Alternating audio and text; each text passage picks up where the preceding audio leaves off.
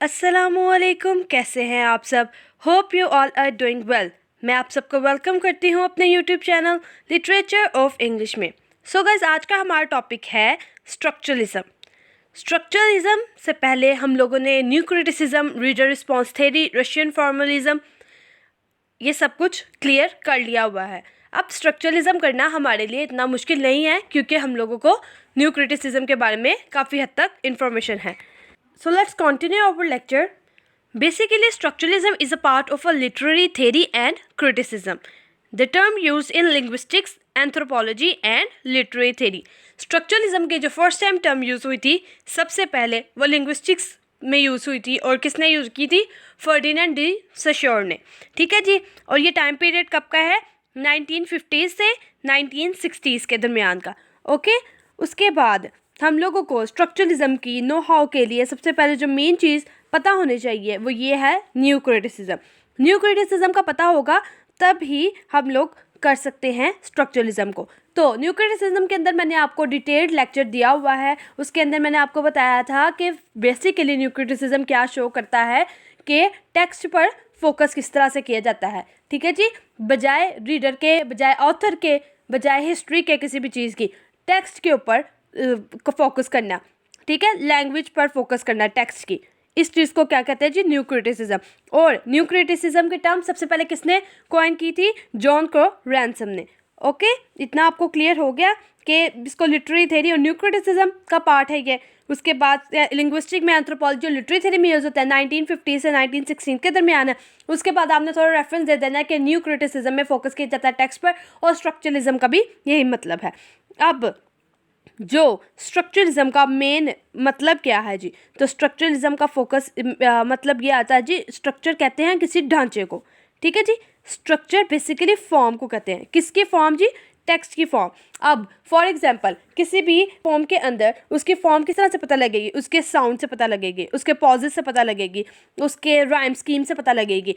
तो इसको क्या कहते हैं? जिसका स्ट्रक्चर के टेक्स्ट की लैंग्वेज पर फोकस किया गया किस तरह से, उसकी फॉर्म को देखते हुए, इसको कहते हैं स्ट्रक्चरलिज्म।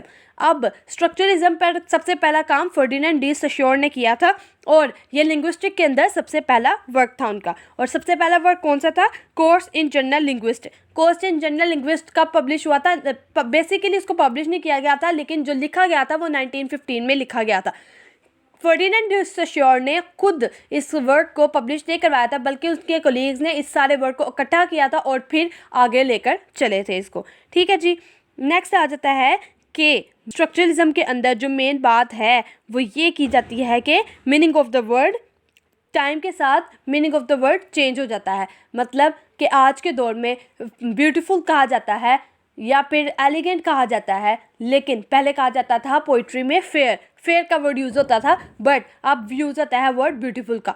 के मतलब क्या है जी? स्ट्रक्चर चेंज हो जाता है, वर्ड का मीनिंग चेंज हो जाता है, वर्ड चेंज हो जाता है। ठीक है। टाइम के साथ साथ।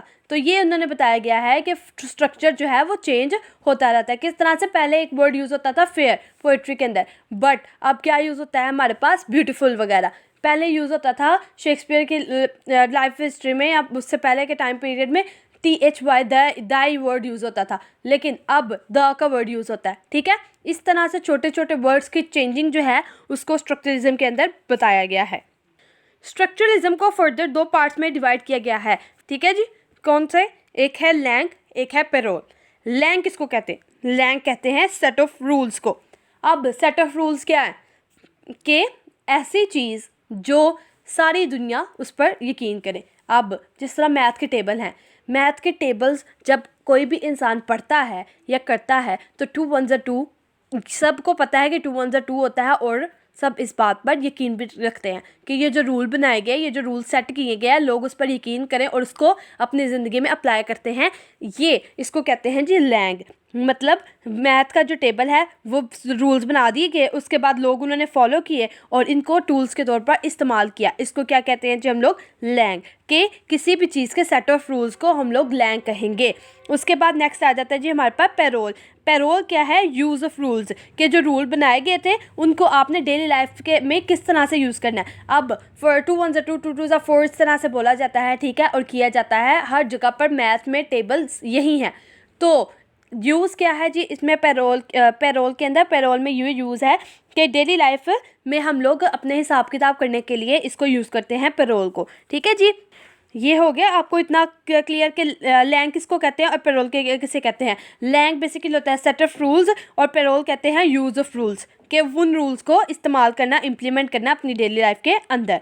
अब लैंग और पैरोल हो गया। नेक्स्ट हमारा क्या है जी, इसमें जो वर्ड्स यूज़ होते हैं वो किस तरह से जी, कैट, बैट और रैट, अब ये वर्ड्स यूज़ हो गए हैं। कैट का मतलब हम लोग कैट को सोचते सारे हमारे जहन में आता है कि 4 टांगों वाला कोई जानवर होगा, जिससे मुशाबत दी जाती है जी कैट को, कि ये सब ये जो वर्ड्स है ना ये एक जैसे हैं, मतलब कैट, बैट, रैट, लेकिन इन सब का मतलब डिफरेंट है। इसी तरह से कैट का मतलब ये खुद से बना नहीं दिया गया, ये तब क्रिएट होता है जब इसको डेली कन्वर्सेशन में यूज़ किया जाता है। अब हम लोग कैट बार बार यूज़ करते हैं डेली लाइफ कन्वर्सेशन में, और ये काफ़ी देर से चलता आ रहा है, इसलिए लोगों को पता है कि कैट कौन होती है जी। कैट 4 टांगों वाले एक जानवर को कहते हैं, जिसे मुख्तलिफ ज़बानों में बिल्ली भी कहा जाता है।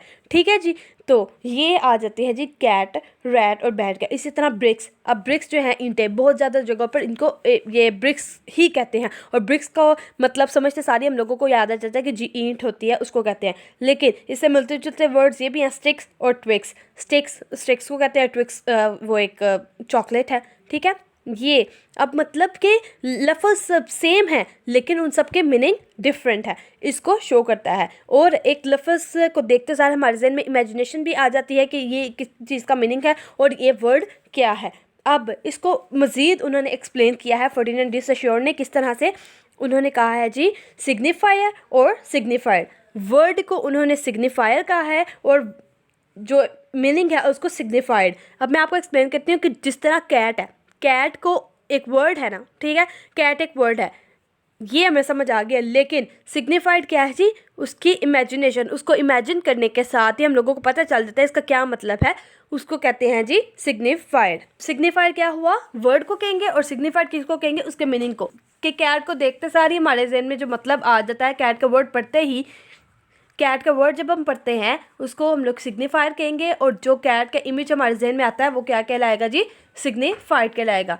अब the relationship between them is known as arbitrary, कि इन दोनों के दरमियान जो रिलेशनशिप है, किस दोनों के दरमियान, सिग्निफायर और सिग्निफाइड के दरमियान, या फिर हम ये कह सकते हैं कि वर्ड और उसके मीनिंग के दरमियान जो रिलेशनशिप है उसको बताने के लिए जो वर्ड यूज़ होता है उसको कहते हैं हम लोग आर्बिट्रेरी, जिसका मतलब है कि वो डिफरेंट मीनिंग्स को बताता है। अब इसकी एक तरह से एग्जाम्पल आप ये भी ले सकते हैं, जिस तरह बाइनरी ऑपोजिशन होता है कि डे का हम लोगों को तब तक पता नहीं होगा जब तक हम लोगों को नाइट का पता नहीं होगा, वाइट का हमें तब तक पता नहीं चलेगा जब तक हम लोगों को ब्लैक का पता नहीं होगा। इसी तरह हमें कैट का उस वक्त तक पता नहीं होता है जब तक हमें बैट का पता नहीं होता है कि ये बैट है। ठीक है जी, इस तरह हमें ब्रिक्स का उस वक्त तक अंदाज़ा नहीं होता है जब तक हमें स्टिक्स का पता नहीं होता है कि इस तरह की स्टिक्स होती हैं और इस तरह की ब्रिक्स होती हैं।